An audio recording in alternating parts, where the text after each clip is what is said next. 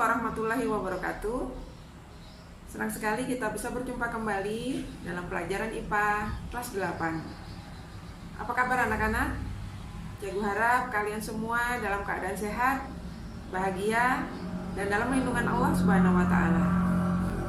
Sebelum kita mulai, marilah kita berdoa bersama-sama menurut agama dan keyakinannya masing-masing.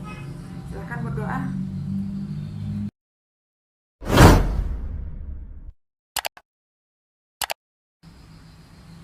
Di sekitar tempat tinggal kalian, pasti banyak kita jumpai berbagai jenis tumbuh-tumbuhan. Pernahkah kalian mengamati bagian-bagian dari tumbuhan tersebut? Tahukah kalian apa saja organ dan jaringan penyusun tumbuhan tersebut? Pada materi kita kali ini, kita akan membahas tentang struktur dan fungsi tumbuhan. Tujuan pembelajaran kita kali ini adalah yang pertama, menganalisis struktur dan fungsi akar, batang, dan daun.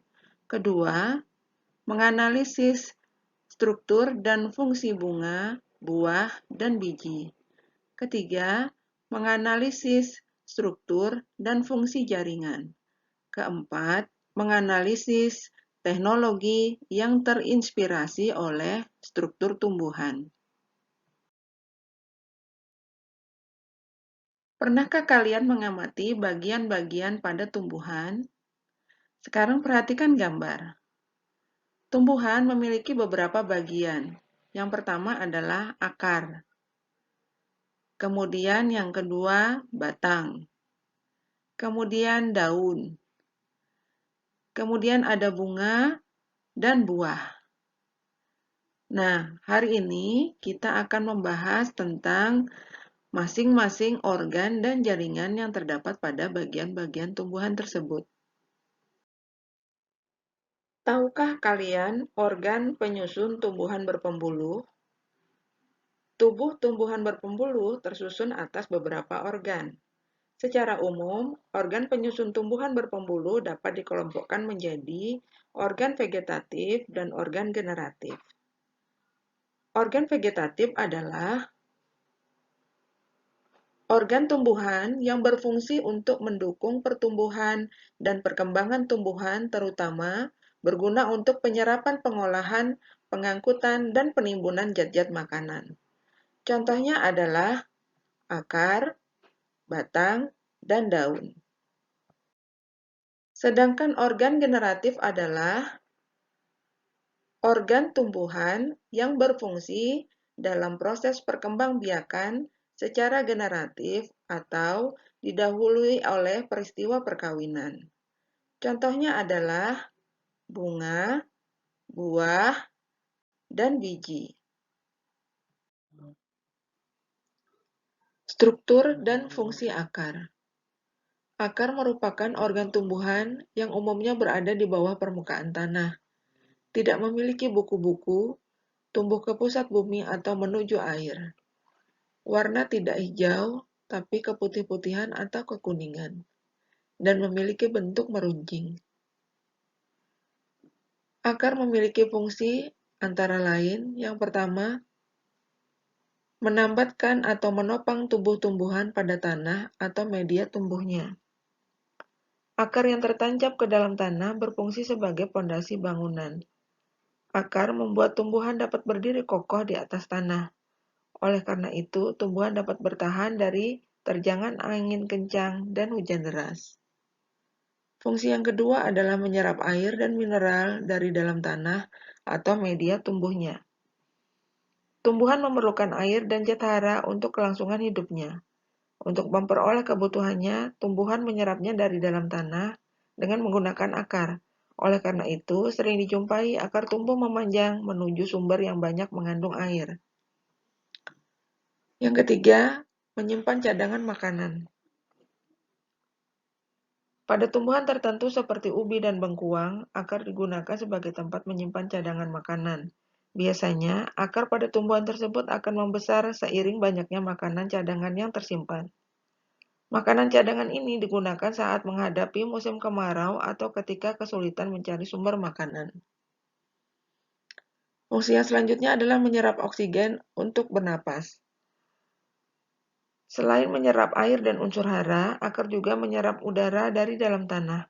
Hal ini mungkin dilakukan karena pada tanah terdapat pori-pori. Melalui pori-pori tersebut, akar tumbuhan memperoleh udara dari dalam tanah. Selanjutnya adalah sebagai alat perkembangbiakan vegetatif. Hal ini dapat ditemukan misalnya pada tanaman sukun. Pada tanaman sukun, kita bisa melakukan stek akar untuk perkembangbiakan vegetatifnya. Akar ada dua jenis. Yang pertama adalah akar tunggang. Akar tunggang umumnya terdapat pada tumbuhan dikotil yang diperbanyak dengan biji. Akar tunggang merupakan akar lembaga yang tumbuh terus-menerus menjadi akar pokok yang kemudian bercabang-cabang menjadi akar yang lebih kecil. Akar pokok tersebut disebut akar tunggang. Yang kedua adalah akar serabut. Akar serabut umumnya terdapat pada tumbuhan monokotil atau tumbuhan dikotil yang diperbanyak secara vegetatif.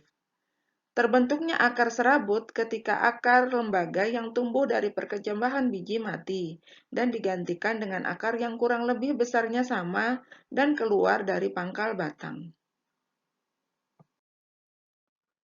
Struktur akar ada dua.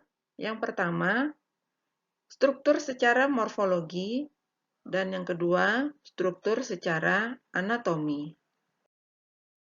Struktur morfologi akar.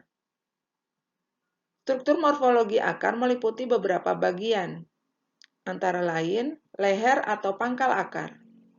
Leher atau pangkal akar merupakan bagian akar yang bersambungan dengan batang.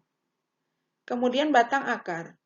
Batang akar merupakan bagian akar yang terdapat di antara leher akar dan ujungnya. Kemudian cabang-cabang akar. Cabang-cabang akar merupakan bagian akar yang tidak langsung bersambungan dengan pangkal batang, tetapi keluar dari akar pokok. Masing-masing cabang akar dapat mengadakan percabangan lagi, yaitu serabut akar. Cabang-cabang akar yang halus dan berbentuk serabut. Kemudian rambut akar atau bulu akar. Rambut akar merupakan tonjolan sel epidermis yang berfungsi untuk memperluas daerah penyerapan akar, sehingga lebih banyak air dan unsur hara yang dapat diserap. Pada tumbuhan air jarang dijumpai adanya rambut akar. Kemudian, cabang akar yang lain adalah ujung akar. Ujung akar merupakan bagian akar yang paling muda. Ujung akar terdiri atas jaringan-jaringan yang masih dapat mengadakan pertumbuhan. Yang terakhir adalah tudung akar. Tudung akar merupakan bagian akar yang letaknya paling ujung, terdiri atas jaringan yang berguna untuk melindungi ujung akar yang masih muda dan lemah. Kemudian struktur anatomi akar. Struktur anatomi akar tersusun oleh 3 daerah lapisan jaringan pokok. Yang pertama, epidermis. Pada epidermis, sel-selnya berbentuk pipih. Umumnya terdiri dari satu lapisan sel. Dinding selnya mudah dilewati air, dan sel epidermis termodifikasi menjadi rambut akar. Yang kedua, korteks. Korteks terletak di antara epidermis dan stel. Terdiri dari sel-sel parenkim yang tersusun melingkar. Memiliki 2 lapisan yaitu eksodermis dan endodermis. Yang ketiga, silinder pusat atau stel. Terletak di sebelah dalam endodermis, tersusun oleh jaringan xilem, floem, dan perisikel. Perisikel akan berkembang menjadi kambium dan jari-jari empulur. Yang kedua, batang. Batang merupakan sumbu bagi tumbuhan dan salah satu bagian vegetatif dari tumbuhan. Fungsi batang yang pertama adalah sebagai penyokong atau penopang agar tumbuhan tetap berdiri tegak. Batang juga berfungsi sebagai tempat melekatnya daun, bunga, dan biji, agar daun mudah memperoleh sinar matahari, mempermudah terjadinya penyerbukan, dan mempermudah penyebaran buah dan biji. Fungsi yang kedua, sebagai sarana transportasi atau pengangkut. Batang berfungsi sebagai pengangkut air dan garam mineral dari akar ke daun melalui pembuluh xilem untuk proses fotosintesis. Batang akan mengangkut zat-zat makanan hasil fotosintesis dari daun ke seluruh bagian tumbuhan melalui pembuluh floem. Fungsi yang ketiga, menyimpan cadangan makanan. Pada beberapa tumbuhan, batang dapat berfungsi sebagai tempat penyimpanan cadangan makanan, misalnya pada batang tumbuhan sagu. Selanjutnya, fungsi batang adalah membantu proses pernafasan. Batang dapat membantu proses pernafasan karena oksigen dapat masuk melalui lentisel. Lentisel adalah pori-pori yang tampak kecil pada tumbuhan. Biasanya lentisel berfungsi sebagai tempat pertukaran gas. Selanjutnya, sebagai alat perkembangbiakan. Batang berfungsi sebagai alat perkembangbiakan vegetatif. Batang dibuat stek, cangkok, okulasi, dan lain sebagainya.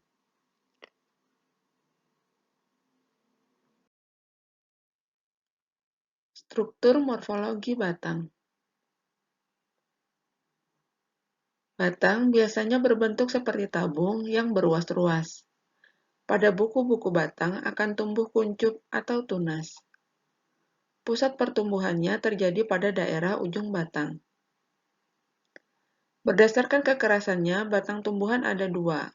Yang pertama, batang tumbuhan herba.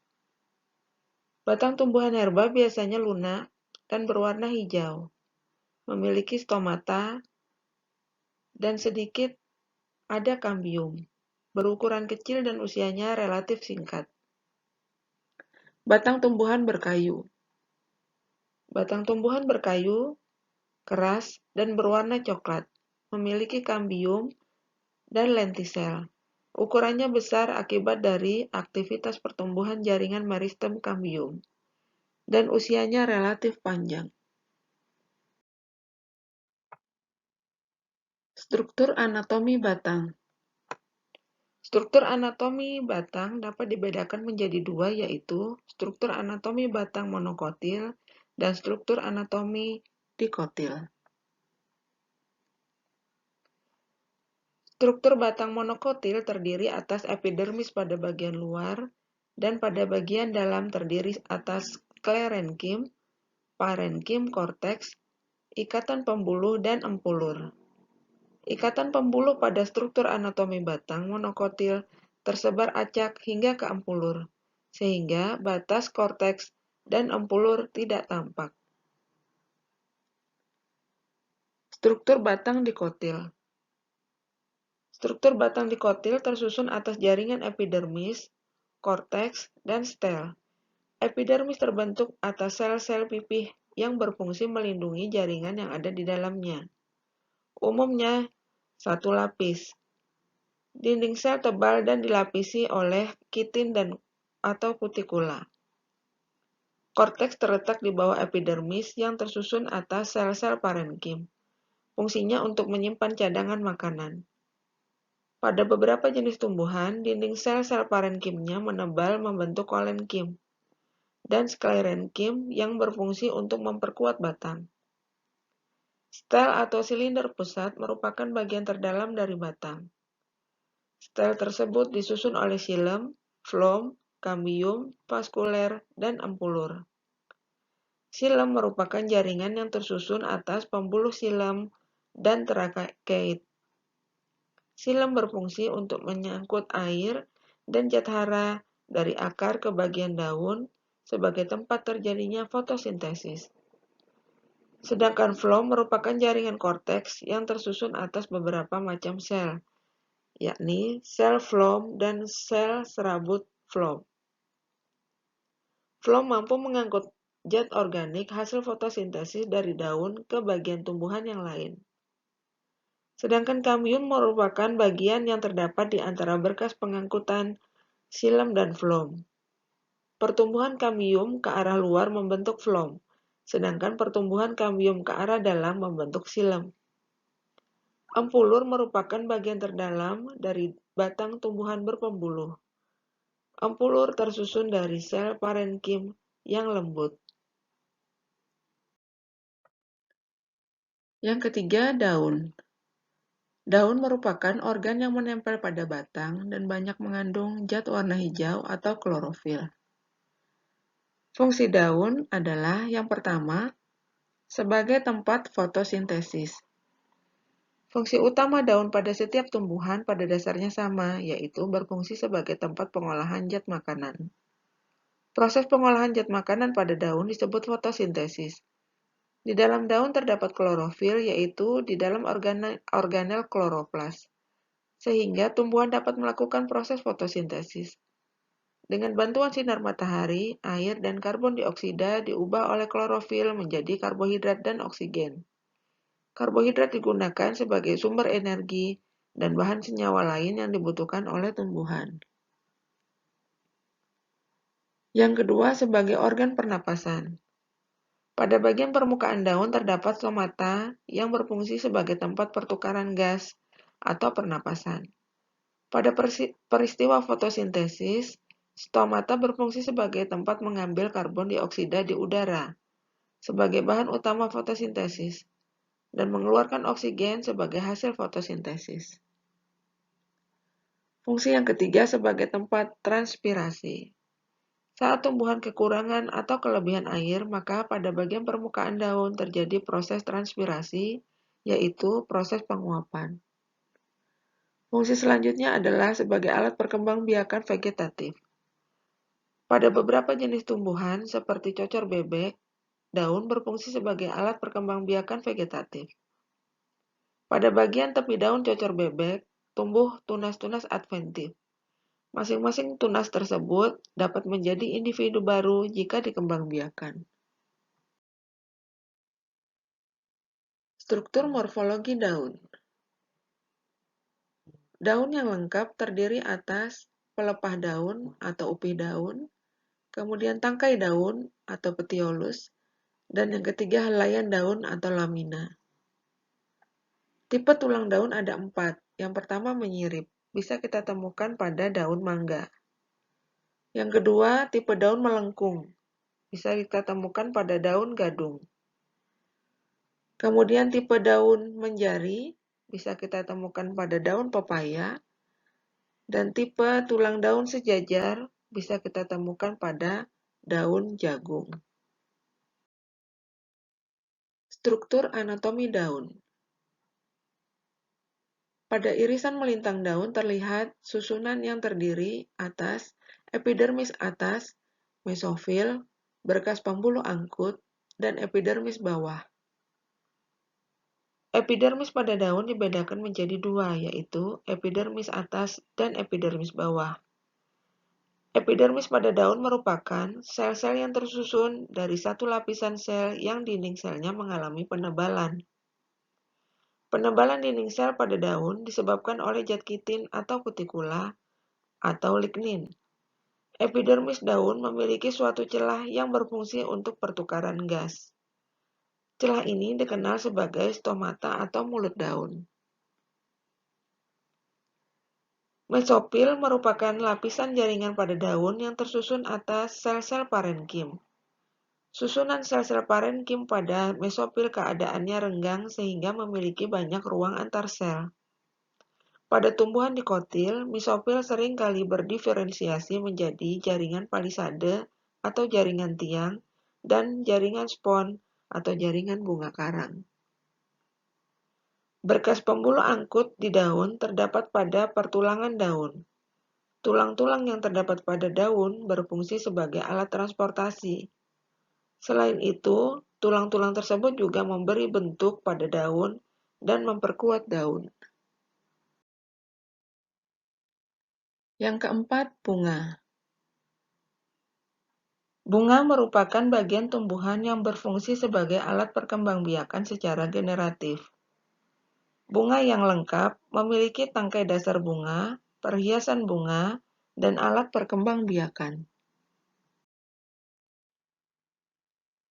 Struktur bunga yang pertama, tangkai bunga. Bersifat seperti batang untuk mendukung kedudukan bunga pada batang. 2. Dasar bunga.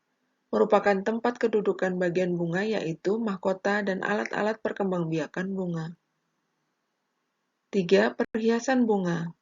Bagian bunga yang berbentuk lingkaran terdiri atas kelopak dan mahkota bunga. Keempat, alat-alat perkembangbiakan terdiri atas alat kelamin jantan atau benang sari dan alat kelamin betina atau putik. Yang kelima, buah.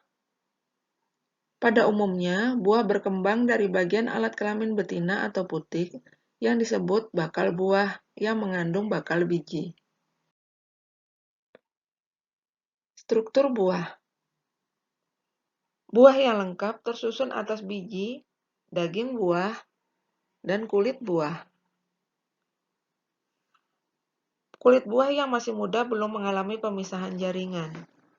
Setelah masak, kulit buah ada yang dapat dibedakan menjadi 3 bagian, yaitu epikarp, mesokarp, dan endokarp. Epikarp merupakan lapisan luar yang keras dan tidak tembus air, misalnya kulit luar pada kelapa. Mesokarp merupakan lapisan yang tebal dan berserabut, misalnya sabut kelapa. Sedangkan endokarp merupakan lapisan paling dalam yang tersusun atas lapisan sel yang sangat keras dan tebal, misalnya tempurung kelapa. Atau berupa selaput tipis, misalnya selaput tipis pada rambutan. Yang keenam, biji. Biji merupakan bagian tumbuhan yang terbentuk dari hasil pembuahan atau fertilisasi yang terletak di dalam bakal buah. Struktur biji. Di dalam bakal buah terdapat bakal biji, sedangkan di dalam bakal biji terdapat embrio yang merupakan calon individu. Setiap embrio di dalam bakal biji terdiri atas akar lembaga, daun lembaga, dan batang lembaga. Akar lembaga atau radikula merupakan calon akar. Daun lembaga atau kotiledon merupakan daun pertama pada tumbuhan yang berfungsi sebagai tempat berlangsungnya fotosintesis sebelum daun sebenarnya terbentuk. Bagian ini juga berfungsi untuk menimbun makanan. Batang lembaga dibedakan menjadi ruas batang di atas daun lembaga dan ruas batang di bawah daun lembaga. Daun lembaga dan batang lembaga sering juga disebut sebagai plumula atau pucuk lembaga. Beberapa teknologi yang terinspirasi dari struktur jaringan tumbuhan. Yang pertama, panel surya atau solar cell. Terinspirasi oleh mekanisme fotosintesis yang terjadi pada daun tumbuhan. 2. Sensor cahaya. Terinspirasi oleh mekanisme kerja stomata pada tumbuhan kaktus. Yang ketiga, alat pemurnian air. Terinspirasi pada mekanisme kerja pada akar tumbuhan eceng gondok. Yang keempat, lapisan pelindung dan pengilap. Terinspirasi pada lapisan kutikula dari daun tumbuhan talas. Selain ini, masih banyak lagi teknologi yang lain yang terinspirasi dari struktur jaringan tumbuhan. Silakan kalian baca literatur atau buku-buku yang berhubungan dengan materi ini. Dari keseluruhan materi kita tadi dapat kita buat kesimpulan yang pertama, organ tumbuhan terdiri atas 1. Organ vegetatif yaitu akar, batang, dan daun. 2. Organ generatif yaitu bunga, buah, dan biji. Pada jaringan tumbuhan terdiri atas 1. Jaringan meristem yaitu meristem primer dan sekunder. 2. Jaringan dewasa yaitu jaringan pelindung epidermis, jaringan pengisi parenkim, dan jaringan penguat kolenkim dan sklerenkim. 3. Jaringan pengangkut yang terdiri atas xilem dan floem.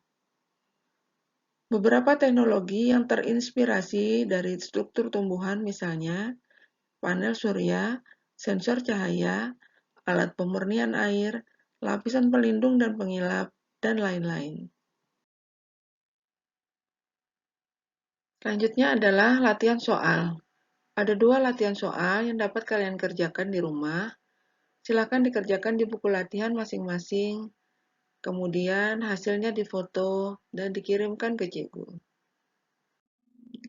Setelah membahas materi tadi, sekarang saatnya melakukan refleksi. Silakan diisi 7 poin pertanyaan berikut. Kemudian, kirim jawaban kalian wapri ke cikgu. Tujuan melakukan refleksi ini adalah untuk perbaikan pembelajaran kita selanjutnya. Jangan lupa dikirim jawabannya ya. Semoga kalian bisa memahami materi kita kali ini. Ada beberapa soal latihan yang dapat kalian kerjakan di buku latihan masing-masing. Jangan lupa tetap jaga kesehatan dan selalu semangat belajar. Wassalamualaikum warahmatullahi wabarakatuh.